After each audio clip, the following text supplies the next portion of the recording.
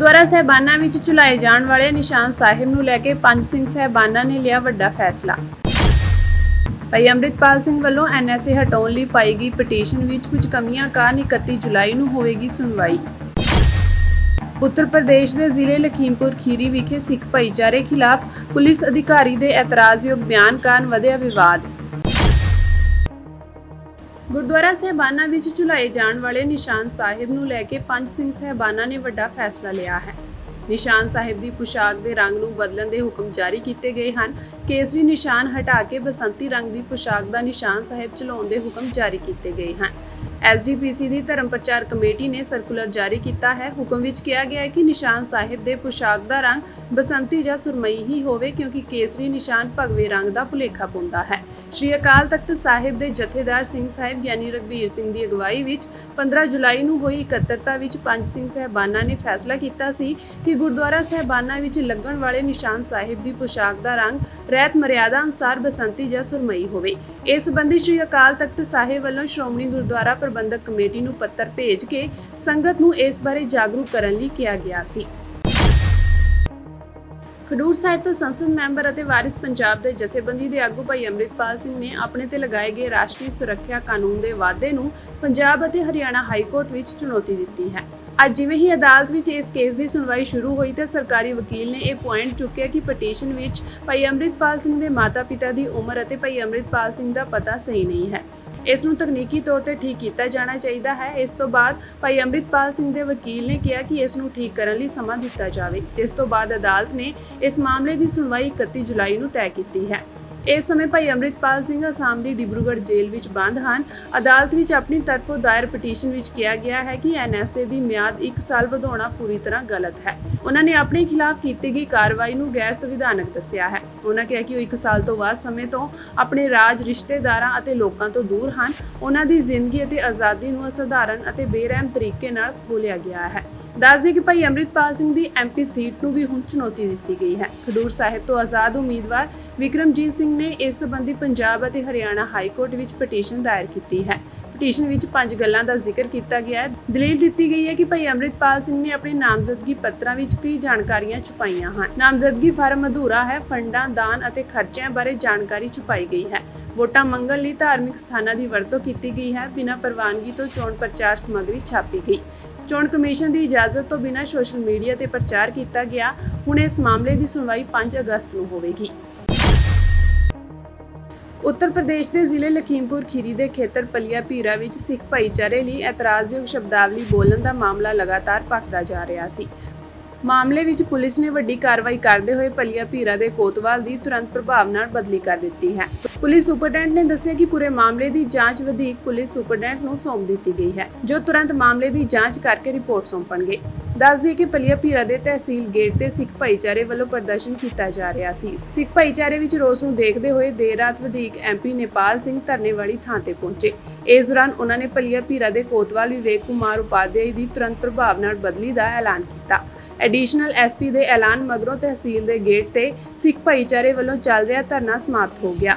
ਦੱਸ ਦਈਏ ਕਿ ਬੀਤੇ ਦਿਨ ਇੱਕ ਵੀਡੀਓ ਵਾਇਰਲ ਹੋ ਰਹੀ ਸੀ। ਵੀਡੀਓ ਵਿੱਚ ਸਿੱਖ ਆਗੂ ਕਹਿ ਰਹੇ ਹਨ ਕਿ ਜੇਕਰ ਅਸੀਂ ਅਤਵਾਦੀ ਹਾਂ ਤਾਂ ਸਾਨੂੰ ਗੋਲੀ ਹੀ ਮਾਰ ਦਿਓ। ਪ੍ਰਦਰਸ਼ਨ ਕਰ ਰਹੇ ਸਿੱਖ ਭਾਈਚਾਰੇ ਵੱਲੋਂ ਇਲਜ਼ਾਮ ਲਗਾਏ ਗਏ ਸਨ ਕਿ ਪੁਲਿਸ ਮੁਲਾਜ਼ਮ ਨੇ ਉਹਨਾਂ ਨੂੰ ਅਤਵਾਦੀ ਦੱਸਿਆ ਹੈ। ਜਾਣਕਾਰੀ ਮੁਤਾਬਕ ਇੱਕ ਥਾਂ ਤੋਂ ਕਾਵੜੀਆਂ ਦੇ ਜਥੇ ਨੇ ਲੰਘਣਾ ਸੀ ਤੇ ਉਸ ਥਾਂ ਉੱਤੇ ਸੁਰੱਖਿਆ ਦੇ ਮੱਦੇਨਜ਼ਰ ਪੁਲਿਸ ਵੱਲੋਂ ਭਾਰੀ ਮਾਤਰਾ ਵਿੱਚ ਪੁਲਿਸ ਬਲ ਤਾਇਨਾਤ ਕੀਤਾ ਗਿਆ ਸੀ। ਇਸੇ ਦੌਰਾਨ ਜੋ ਸਿੱਖ ਉੱਥੇ ਮੌਜੂਦ ਸਨ ਤੇ ਸਿੱਖ ਨੌਜਵਾਨਾਂ ਦਾ ਕਹਿਣਾ ਸੀ ਕਿ ਪੁਲਿਸ ਅਧਿਕਾਰੀ ਨੇ ਉਹਨਾਂ ਨੂੰ ਅਤਵਾਦੀ ਦੱਸਦਿਆਂ ਉੱਥੋਂ ਜਾਣ ਲਈ ਕਿਹਾ, ਜਿਸ ਕਾਰਨ ਪ੍ਰਦਰਸ਼ਨ ਕੀਤਾ ਗਿਆ है। नहीं बोला सर, आप कैसे बोले आतंक कर रहे हैं हम लोग? तमाशा न करें।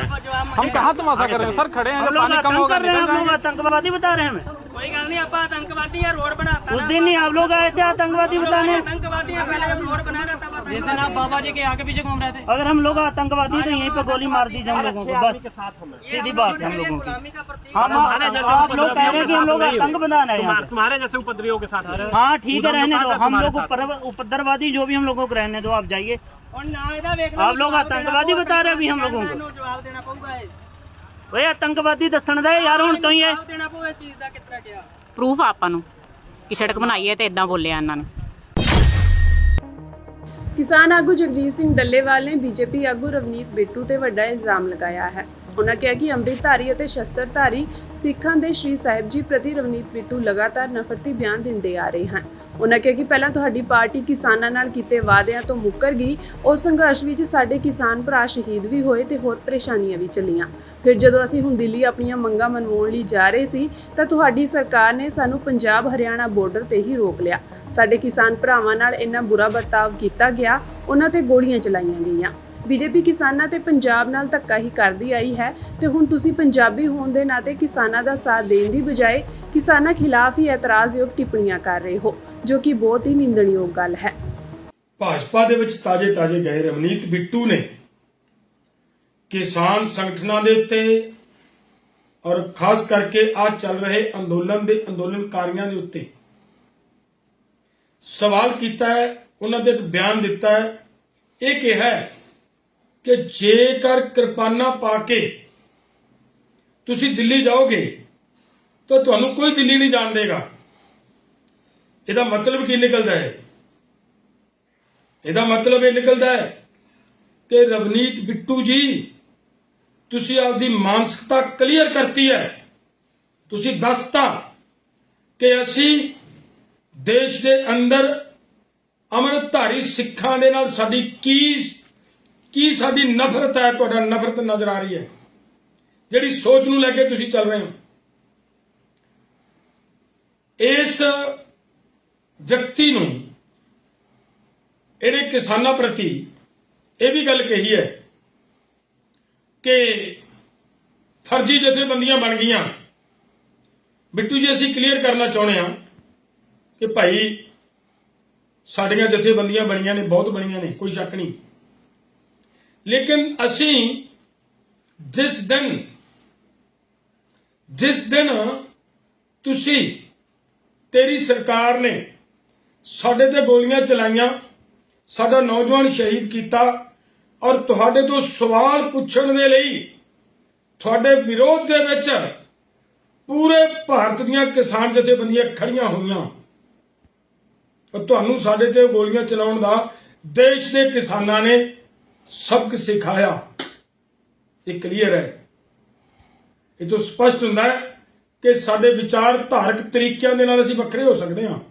ਕੋਈ ਸੋਚ ਸਕਦਾ ਹੈ ਕਿ ਜਿਸ ਤਰੀਕੇ ਦੇ ਨਾਲ ਮੈਂ ਅੰਦੋਲਨ ਕਰਦਾ ਉਹ ਦੂਸਰੇ ਵੀਰ ਨੂੰ ਠੀਕ ਨਾ ਲੱਗੇ, ਜਿਸ ਤਰੀਕੇ ਨਾਲ ਉਹ ਵੀਰ ਕਰਦਾ ਹੋਵੇ ਉਹ ਮੈਨੂੰ ਠੀਕ ਨਾ ਲੱਗੇ। ਇਹ ਵਿਚਾਰਧਾਰਾ ਹੈ, ਇਹ ਫਰਕ ਹੋ ਸਕਦੇ ਨੇ। ਜਾਂ ਮੈਂ ਕਿਸ ਦਿਨ ਅੰਦੋਲਨ ਕਰਨਾ ਚਾਹੁੰਦਾ, ਮੇਰੀ ਡੇਟ ਫਿੱਟ ਨਾ ਹੋਵੇ, ਸਾਡਾ ਟਾਈਮ ਫਿਕਸ ਨਾ ਹੋਵੇ, ਉਹਦੇ 'ਚ ਫਰਕ ਪੈ ਸਕਦੇ ਨੇ। ਲੇਕਿਨ ਕਿਸਾਨੀ ਤੇ ਜਦੋਂ ਵੀ ਵਾਰ ਹੋਏਗਾ ਸਾਰੇ ਦੇਸ਼ ਦੀਆਂ ਕਿਸਾਨ ਜਥੇਬੰਦੀਆਂ ਇੱਕ ਹੋਣਗੀਆਂ, ਇਕਜੁੱਟ ਹੋਣਗੀਆਂ। ਇਹ ਤੁਸੀਂ ਦੇਖ ਲਿਆ, ਪਿੱਛੇ ਦੇਸ਼ ਦੇ ਕਿਸਾਨਾਂ ਨੇ ਤੁਹਾਨੂੰ ਉਹ ਸਬਕ ਸਿਖਾਉਣ ਦਾ ਕੰਮ ਕੀਤਾ ਹੈ। ਸੋ ਦੂਜੇ ਪੱਖ ਤੋਂ ਮੈਂ ਕਹਿਣਾ ਚਾਹੁੰਦਾ ਕਿ ਰਵਨੀਤ ਬਿੱਟੂ ਜੀ ਤੁਸੀਂ ਕੀ ਕਰ ਰਹੇ ਹੋ ਆਪਸ ਵਿੱਚ?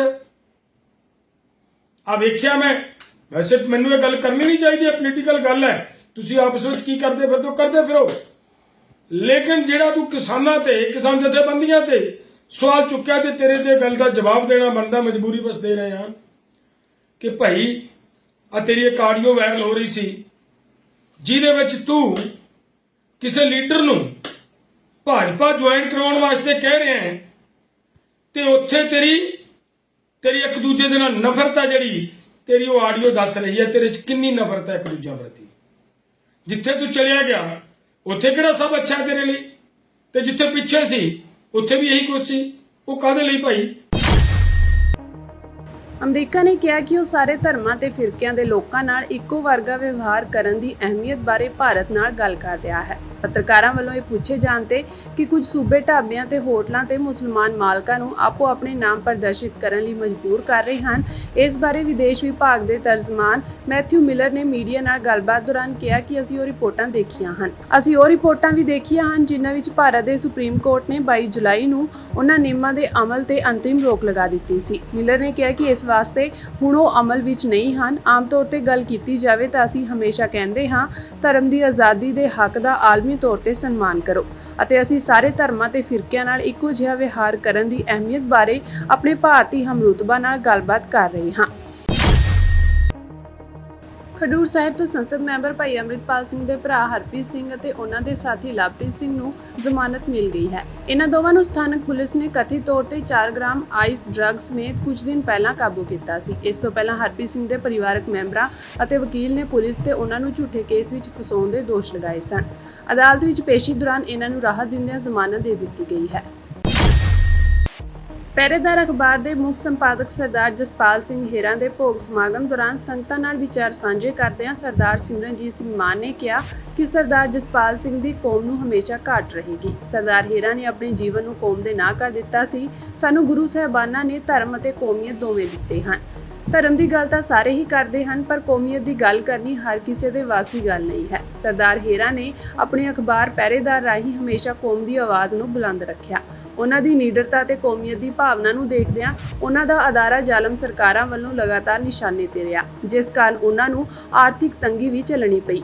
ਉਹਨਾਂ ਕਿਹਾ ਕਿ ਸਰਦਾਰ ਹੇਰਾਂ ਦਾ ਸੰਘਰਸ਼ਮਈ ਜੀਵਨ ਪ੍ਰੇਰਨਾਦਾਇਕ ਹੈ। ਅੱਜ ਆਪਾਂ ਬੜੀ ਦੁੱਖ ਦੀ ਘੜੀ ਦੇ ਵਿੱਚ ਇੱਥੇ ਬਿਰਾਜਮਾਨ ਹੈਗੇ ਹੈ, ਕਿਉਂ ਕਰਕੇ ਸਾਡੇ ਬਹੁਤ ਤਕੜੇ ਲਿਆਕਤਮੰਦ ਸਾਡੇ ਐਡੀਟਰ ਸੰਪਾਦਕ ਸਾਹਿਬ ਸਰਦਾਰ ਜਸਪਾਲ ਸਿੰਘ ਆਪਣਾ ਸਰੀਰ ਛੱਡ ਗਏ ਹੈ। ਬੜਾ ਦੁੱਖ ਹੈ ਸਾਨੂੰ ਕਿ ਇਹੋ ਜਿਹਾ ਲੇਖਕ ਅਜੇ ਤੱਕ ਸਾਨੂੰ ਮਿਲਿਆ ਨਹੀਂ ਹੈ ਜਿਹੜਾ ਕੌਮ ਦੀ ਗੱਲ ਕਰਦਾ ਹੋਵੇ। ਧਰਮ ਦੀ ਗੱਲ ਬਹੁਤ ਕਰਦੇ ਹੈ, ਪਰ ਕੌਮੀਅਤ ਦੀ ਗੱਲ ਕਰਨੀ ਇੱਕ ਹੋਰ ਚੀਜ਼ ਹੈ।